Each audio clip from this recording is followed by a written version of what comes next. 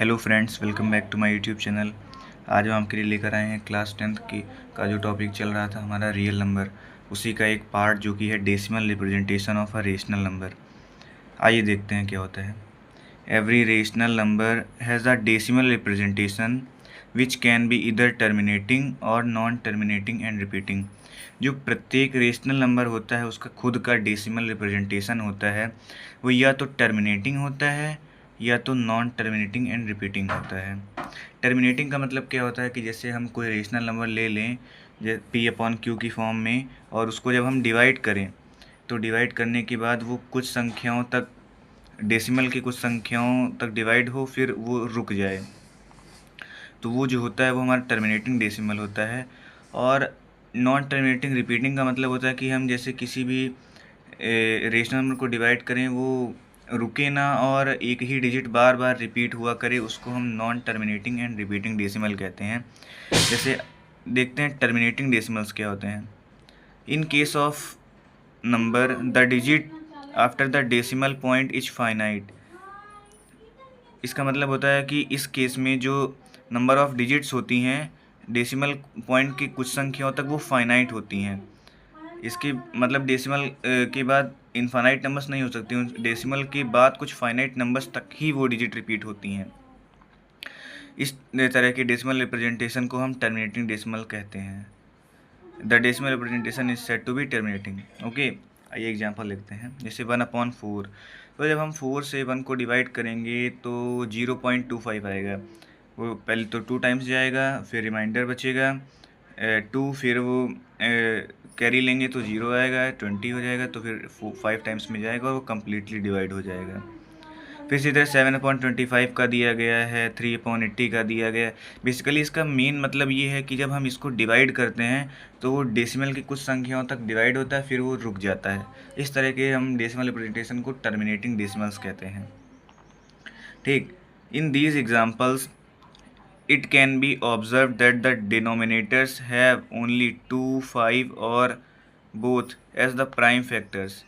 From this, we can deduce that the decimal expansion of a rational number will be terminating if and only if its denominator can be expressed in the form 2 की power n into 5 की power n, where n is greater than or equals to 0 and m is greater than or equals to 0.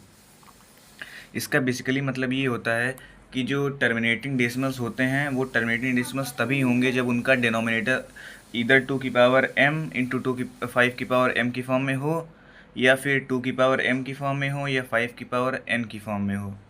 तभी वो जो उनका जो decimal representation होगा वो हमारा टर्मिनेटिंग डेसिमल्स में आएगा। जैसे हम आपको कोई एग्जांपल देना चाह रहे हैं, जैसे हमने एक नंबर ले लिया 1/2, तो ये हमारा 1/2 जिससे कोई नंबर है, तो क्या आप इसको 2 की पावर m इंटू 5 की पावर n की फॉर्म में लिख सकते हैं? बिल्कुल लिख सकते हैं। जैसे कि हमने लिख दिया 1/2, इसको लिख सकते हैं हम 1/2 टू पावर 1 इन 2 की पावर 1 इंटू 5 की पावर 0 लिख सकते हैं। बेसिकली 5 की पावर 0 का मतलब हो जाएगा 1। इसका मतलब कि इसको हम 2 की पावर m इंटू 5 की पावर n की फॉर्म में लिख सकते हैं। इसका मतलब हम ऐसे ही कह सकते हैं देख कर ही कि ये जो 1/2 होगा ये हमारा टर्मिनेटिंग डेसिमल होगा। ये एक्चुअली रिप्रेजेंटेशन होता है। जैसे हमें कोई फ्रैक्शन दे दिया जाए और पूछ लिया जाए कि ये टर्मिनेटिंग हो या नॉन टर्मिनेटिंग रिपीटिंग होगा, तो अगर वो उसका जो डिनोमिनेटर है अगर वो 2 की पावर m इंटू 5 की पावर n की फॉर्म में लिखा जा सकता है, या फिर केवल 2 की पावर m की फॉर्म में लिखा जा सकता है, या केवल 5 की पावर n की फॉर्म में लिखा जा सकता है, तो उसको 2 की पावर 0 से मल्टीप्लाई करके लिख देते हैं।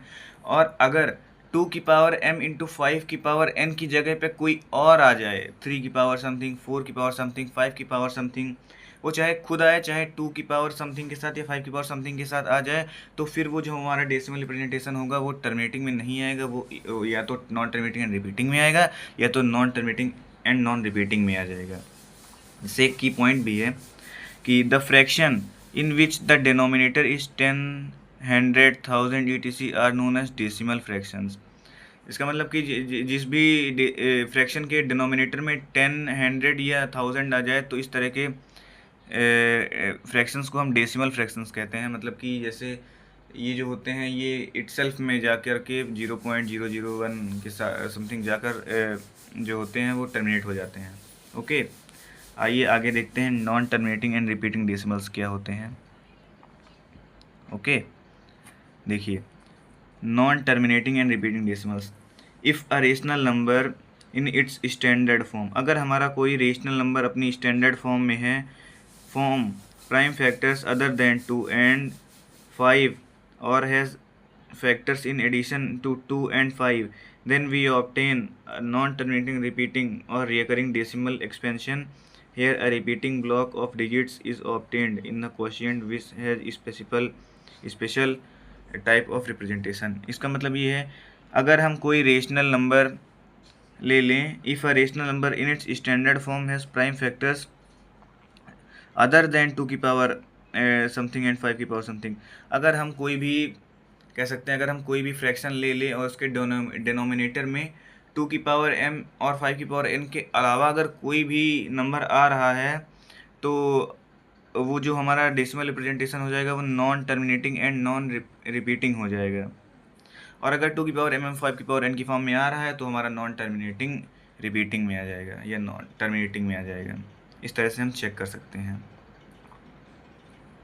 इसके लिए इसका मेन मतलब यही है कि अगर 2 की पावर m इंटू 5 की पावर m की फॉर्म में बन रहा है तो टर्मिनेटिंग होगा, अगर नहीं बन रहा है तो नॉन टर्मिनेटिंग एंड रिपीटिंग हो जाएगा। ओके, इस एग्जांपल दिया गया है for instance 1/30 equals 0.3333 where division does not end since 3 is terminating in the question we write the decimal representation as 0.3 bar. I mean जो इनका डेसिमल रिप्रेजेंटेशन होगा वो टर्मिनेट नहीं कर रहा है, इसलिए हम इसको 0.3 बार कह सकते हैं। ये जो हमारा डेसिमल रिप्रेजेंटेशन हो जाएगा ये हमारा नॉन टर्मिनेटिंग एंड रिपीटिंग हो जाएगा, मतलब कि डिजिट जो है वो टर्मिनेट भी नहीं कर रही है, रुक भी नहीं रही है और अप टू इन्फानाइट वो रिपीट करती ही जा रही है। ऐसे रिप्रेजेंटेशन को हम non terminating and repeating decimal representation कहते हैं। Okay, the recurring part of the non-terminating recurring decimal is called its period।